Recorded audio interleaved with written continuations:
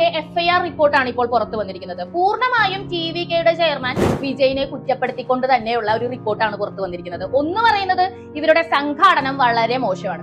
Already ഹൈക്കോടതിയിൽ നിന്നൊക്കെ 10,000 പേരിൽ കൂടുതൽ ഉൾപ്പെടുത്താൻ പാടില്ല, സുരക്ഷാ പ്രശ്നങ്ങൾ ഉണ്ട് എന്നൊക്കെ പറഞ്ഞിട്ട് അതൊന്നും മൈൻഡ് ചെയ്യാതെ ഇതൊക്കെ രാഷ്ട്രീയ പ്രശ്നങ്ങളാണ് എന്നൊക്കെ പറഞ്ഞുകൊണ്ട് വളരെ അഹങ്കാരത്തോടു കൂടി അദ്ദേഹം നടത്തിയ ഒരു പരിപാടിയാണിത്. 10 മണിക്ക് വരുമെന്ന ആളുകളോട് പറഞ്ഞിട്ട് 7:45 വരെ ഈ വരവ് വൈകിച്ചതും മാക്സിമം ആൾക്കാർ കൂടിക്കോട്ടെ എന്ന് വിചാരിച്ചിട്ട് തന്നെയാണ്. ഇതൊക്കെയും ആ കുറ്റപത്രത്തിലുണ്ട്.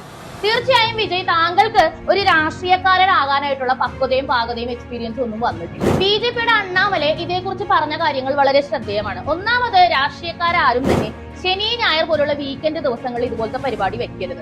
പ്രത്യേകിച്ച് വിജയ് എന്ന് പറയുന്ന ഒരു സിനി സ്റ്റാർ ആയതുകൊണ്ട് തന്നെ അദ്ദേഹത്തിന്റെ പാർട്ടിക്ക് വോട്ട് ചെയ്യാൻ വേണ്ടിയിട്ടൊന്നുമല്ല ഈ ആളുകൾ വരുന്നത്, മറിച്ച് അദ്ദേഹം എന്നൊരു താരത്തിനെ ഒന്ന് അടുത്ത് നിന്ന് കാണാമല്ലോ എന്ന് വിചാരിച്ചാണ് വരുന്നത്. അപ്പൊ വീക്കെൻഡിൽ ഇങ്ങനെ പരിപാടി വെക്കുന്നത് കൊണ്ട് വലിയ അപകടങ്ങളാണ് ഉണ്ടാവുന്നത്. കാരണം സ്കൂളിൽ പോകുന്ന പിള്ളേരെയും വരെ വിളിച്ചുകൊണ്ട് ഈ നടനെ കാണിക്കാന്ന് പറഞ്ഞ ആളുകൾ വരും. അതാണ് ഇവിടെ സംഭവിച്ചിരിക്കുന്നത്.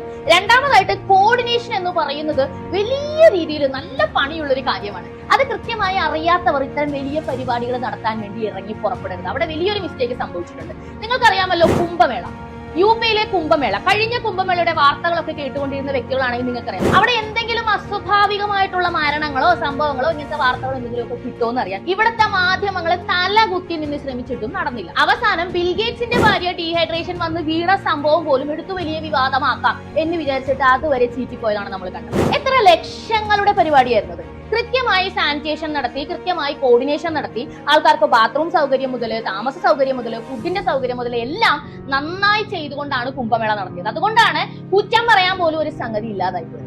ഇതിപ്പോ വിജയുടെ കുഴപ്പമല്ല, സ്റ്റാലിന്റെ ചതിയാണ് എന്ന് പറയുന്നവരുണ്ട്. ഞാനൊന്ന് ചോദിക്കട്ടെ, ഒരു രാഷ്ട്രീയക്കാരൻ എവിടെ നിന്നൊക്കെ ചതി വന്നാലും അതിനെല്ലാം തരണം ചെയ്ത് മുന്നോട്ട് പോകാൻ കഴിവുള്ളവനായിരിക്കണം. പ്രശ്നങ്ങളിൽ നിന്നും ഒളിച്ചോടുന്നവനാകരുത്. മോദിയൊക്കെ ഒന്ന് നോക്കൂ, മോദിക്ക് എവിടെ നിന്നൊക്കെയാണ് അടി വരുന്നത് നിങ്ങളൊന്ന് ആലോചിച്ച് നോക്കിയേ. മോദിജിനെ സംബന്ധിച്ചിടത്തോളം രാഹുലിന്റെ ഭാഗത്ത് നിന്ന്, ഇവിടെ തന്നെയുള്ള കുറെ പാകിസ്ഥാൻ സപ്പോർട്ടേഴ്സിന്റെ ഭാഗത്ത് നിന്ന്, പിന്നെ പുറത്തു പോയിട്ട് ചാരപ്പണി ചെയ്യുന്ന കുറെ ആൾക്കാർ, അങ്ങനെ പല പല പ്രശ്നങ്ങളും ഉണ്ടായിട്ടും അതിനെയെല്ലാം തരണം ചെയ്താണ് മോദി എന്ന നേതാവ് ലോകത്തിന് മുന്നിൽ തലയുയർത്തി ശ്രമിക്കുന്നത്. അപ്പൊ ഒരു രാഷ്ട്രീയക്കാരനാവുക എന്ന് പറഞ്ഞാൽ പണ്ടത്തെ രാജതന്ത്രം പോലെയൊക്കെ തന്നെ ചെസ് പോലെ അത്ര കുഴപ്പം പിടിച്ചൊരു കളി തന്നെയാണ്. അപ്പൊ എക്സ്പീരിയൻസ് ഇല്ലാത്ത ഒരാളെ സംബന്ധിച്ച് ഇതൊക്കെ വലിയ റിസ്കിയാണ്. ഇപ്പോൾ താങ്കൾക്ക് അത് മനസ്സിലായിരിക്കുമെന്ന് കരുതുന്നു. ഒന്നുകിൽ താങ്കൾ രാഷ്ട്രീയ പ്രവർത്തനം അവസാനിപ്പിക്കുക, അല്ലെന്നുണ്ടെങ്കിൽ പഠിച്ചിട്ട് വരിക. എന്താണ് ഇതിനെപ്പറ്റി നിങ്ങളുടെ അഭിപ്രായം? നിങ്ങളുടെ അഭിപ്രായം കമന്റ് ചെയ്യും.